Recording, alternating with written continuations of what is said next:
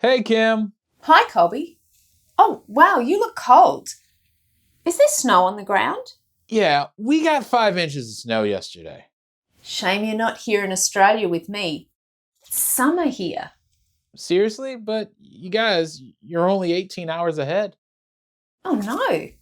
Well, I guess thanks to industrialization, climate change is moving faster than we thought.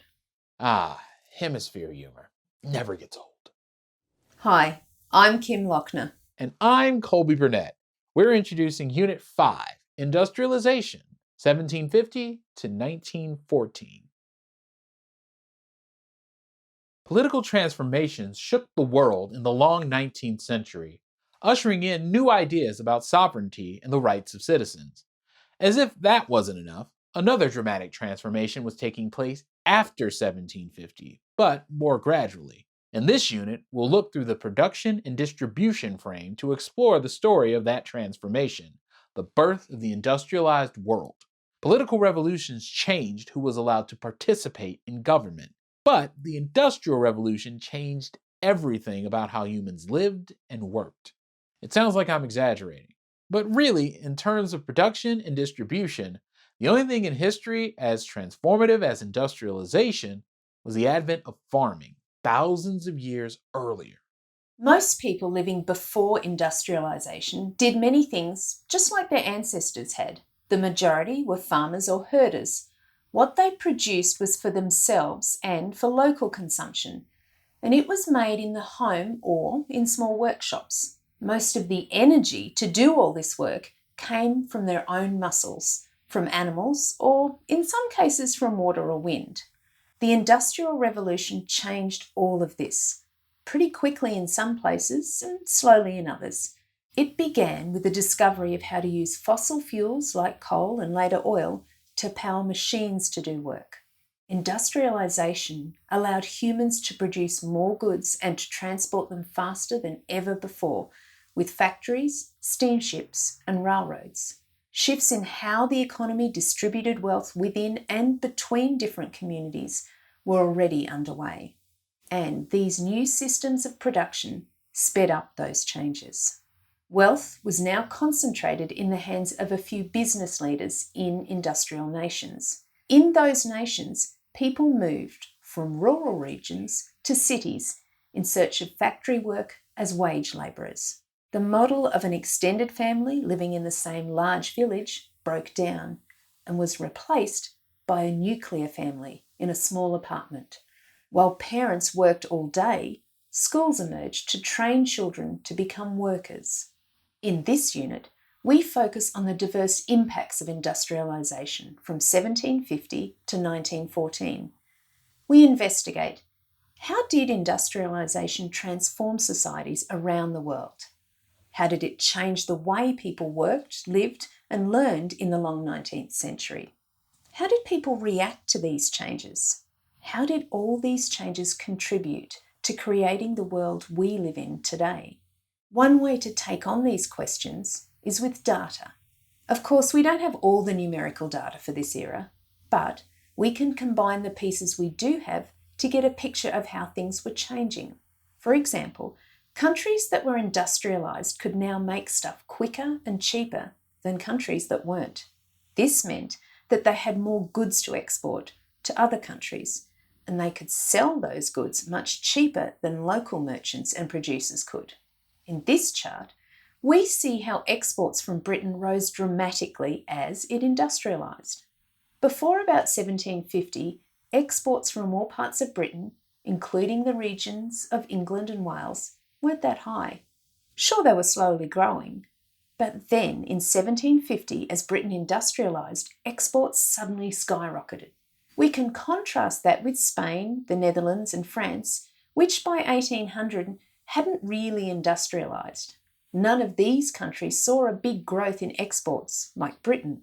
Then, around 1800, we can also look at the dramatic decrease in the percentage of people working as farmers. This drop occurred in several European countries, including Britain and others that industrialised after it.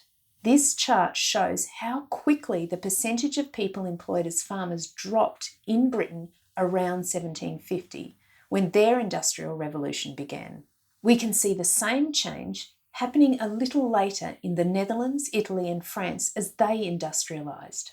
The change happened even later in Poland, which industrialised last among these countries. Finally, we can look at the growth of CO2 emissions from 1750 on. These emissions came mostly from factories and other industrial sources. This map shows that emissions rose first in Western and Central Europe, especially in Britain, but it started slowly. Even in Britain, industrialisation was still quite limited between 1750 and 1800 compared to later decades. Then it began to rise more rapidly, and other parts of Europe and the United States began to industrialise. Other regions followed more gradually. The rapid industrialization of countries like Britain was made possible by free labor and cheap labor, as well as colonial resources. In colonies abroad, it was the exploitation of resources and enslaved workers. At home, it was the exploitation of wage laborers. Industrialization turned more and more women, men, and children into wage laborers. They worked in factories, farms, or offices for a weekly or hourly wage. Much of the world's population now formed a working class, or proletariat, people who sold their labor because they had nothing else to sell. They were paid for their work and used that pay to buy consumer goods made by others. In other words, wage laborers helped stimulate the free market economic system, the capitalist system. This transformation to paid work helped eliminate the legal status of slavery in much of the world. But the capitalist free market economy also often featured low pay and terrible working conditions. Many formerly enslaved people now found themselves working for meager wages. The impact of industrialization was uneven, and we can see evidence of this by zooming in on the British Caribbean colonies.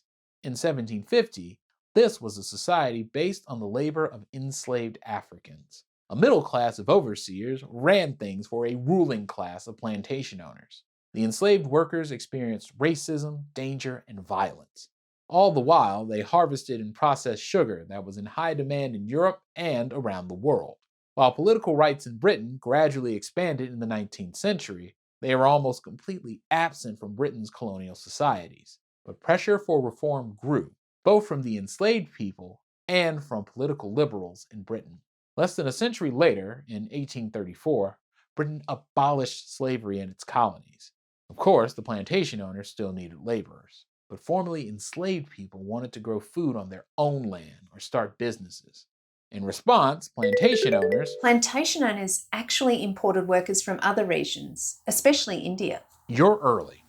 Well, I just want to make sure we tell them that even though these Indian workers were not legally enslaved, they were indentured. Yes, they were contractually obligated to work for their employer for a period of years.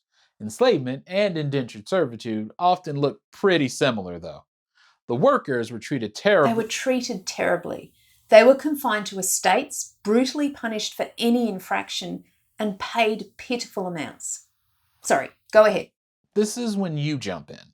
Oh, okay. So then, by the late 1840s, Indian workers started to demand reforms. They wanted better treatment and better pay.